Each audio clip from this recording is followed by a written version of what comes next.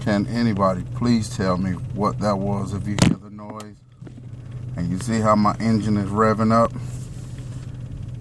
I took it to AutoZone and they tell me I was reading the P0171. Bank 1 is running lean.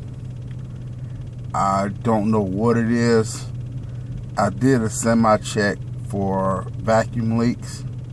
I found nothing really, to say that I found that I had a leak. AutoZone said maybe the O2 sensor. Couple months back, because it's been doing this, I want to say at least a year and a half, 2 years almost. It's never really bothered me, but now it's like, I really want to get this fixed, because if you see this truck,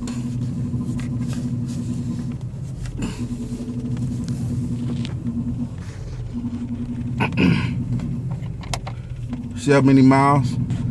I got this truck when it originally had 37,000 miles.